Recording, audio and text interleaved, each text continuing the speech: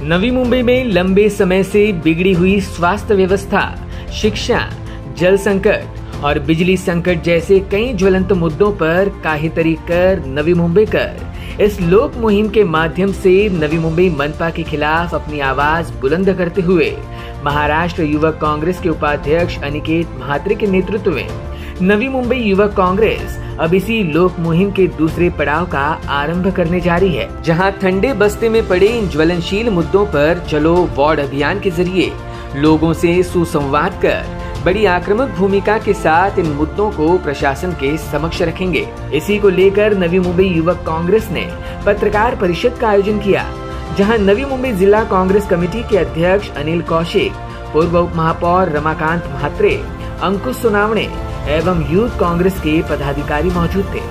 इसी अभियान के दूसरे पड़ाव की अधिक जानकारी अनिकेत म्हात्रे ने दी। माहित असेल की नवी मुंबई जिल्हा युवक काँग्रेस कमिटीच्या वतीने मागच्या वर्षी 13 ऑक्टोबर रोजी जे आहे आम्ही काहीतरी कर नवी मुंबईकर ही लोक चळवळ जी आहे ती सुरू केली होती आणि या काहीतरी कर नवी मुंबईकर लोक चळवळीच्या माध्यमातून विविध ठिकाणी नवी मुंबई शहरामध्ये जे आहे ते चौकसभा आम्ही घेतल्या, लोकांच्या समस्या जाणून घेतल्या आणि मूलभूत प्रश्नच आपल्या नवी मुंबई शहरातले अजूनपर्यंत जे आहेत ते सुटलेले नाहीये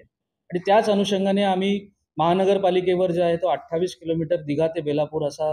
पायी चालत आम्ही मोर्चा देखील काढला होता। आम्हाला त्या ठिकाणी नवी मुंबई महानगरपालिकेने लेखी उत्तर देखील दिलं होतं, परंतु त्यावर जे आहे आजही जे आहे नवी मुंबई महानगरपालिकेच्या वतीने कुठलाच तोडगा काढलेला आहे। त्यामध्ये प्रामुख्याने फोर्टिस रुग्णालयाचा विषय जो आहे 10% बेड देण्याचा त्या ठिकाणी नवी मुंबई महानगरपालिकेसोबत जो आहे तो फोर्टिस रुग्णालयाचा करार झाला होता, परंतु दुर्दैवाने फोर्टिस रुग्णालय जो आहे आमच्या नवी मुंबईकरांना 10% बेड देत नाहीये। त्यानंतर हा जो खटला आहे तो सध्या सुप्रीम कोर्टामध्ये सध्या सुरू आहे। वेगवेगळ्या वकिलांना जे आहे महानगरपालिकेच्या वतीने जे आहे ते रक्कम देण्यात आलेली आहे, परंतु आज गेले 7-8 वर्ष झाली नवी मुंबई महानगरपालिका जी आहे सुप्रीम कोर्टामध्ये जे आहे हा खटला चालवावा यासाठी कुठल्याच पद्धतीने जे आहे ते प्रयत्नशील नाहीये असं आमच्या निदर्शनास आलेलं आहे। त्यानंतर बन्स हॉस्पिटलचा विषय आहे। बन्स हॉस्पिटलची जी मुजोरी आहे आपण काही दिवसांपूर्वी बघितलेली होती की कशा पद्धतीने भाजलेल्या व्यक्तींवर जे आहे ते उपचार न करता तसेच तात्काळ त्यांना ठेवलं गेलं। त्यानंतर तेरणा हॉस्पिटलचा विषय आपल्याला माहित असेल की जुळ्या मुलं जी त्या ठिकाणी जन्मली होती त्यांना बिलाअभावी जे आहे व्हेंटिलेटर काढण्याची त्या ठिकाणी धमकी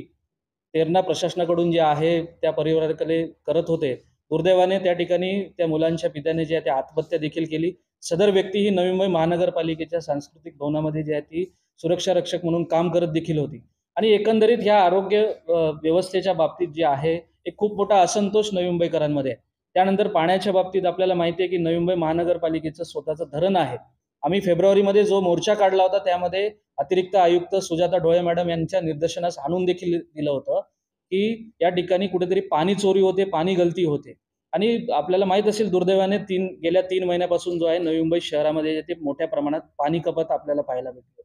आणि जर योग्य वेळी मोर्चा ज्यावेळेस आम्ही काढला होता, उपाययोजना केल्या असत्या तर आज पाणी कपाताची वेळ जी आहे नवी मुंबईमध्ये जी आहे ती आपल्यावर आली नसती। आम्ही आता देखील नवी मुंबई महानगरपालिकेचे आयुक्त कैलास शिंदे यांना विनंती करतो की आपण जे आहे आता पाऊस चांगला झालेला आहे, पूर्ण क्षमतेने मोरबे धरण भरत चाललेलं आहे, आपण ठोस उपाययोजना करावी, अन्यथा पुढच्या वर्षी देखील जे आहे नवी मुंबईकरांना पाणी कपातीला जे आहे ते सामोरे जावे लागणार। त्यानंतर घनसोली विभागामध्ये मोठ्या प्रमाणात जे आहे विजेची समस्या आहे, 2-2, 3-3 दिवस या ठिकाणी लाईट नसते। इकडचे घनसोलीचे जे अतिरिक्त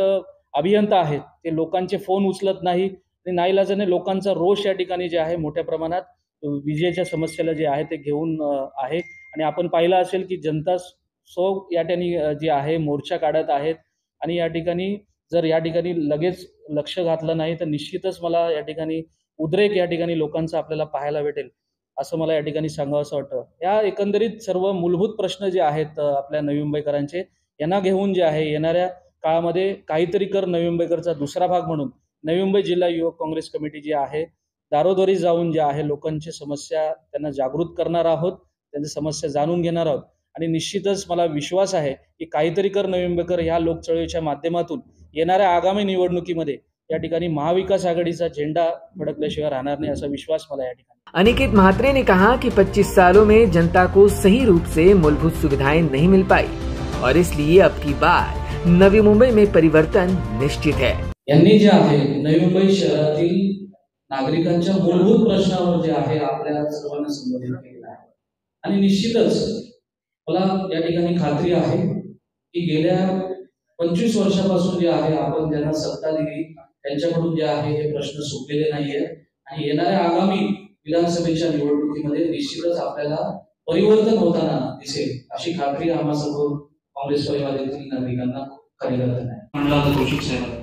आपल्याला सांगू इच्छितो की ज्यांच्या जमिनी आहेत, ज्यांच्या जमिनीवर झोपडपट्टी बसलेली आहे त्यांची घरं अधिकृत होतात, पण आमच्या प्रकल्पग्रस्तांनी ज्यांनी जमिनी दिल्या त्यांची घरं या ठिकाणी जी आहे ती अनधिकृत असतात, पाडली जातात. तर हा कुठला न्याय आहे? न्याय हा समान सगळ्यांना असावा.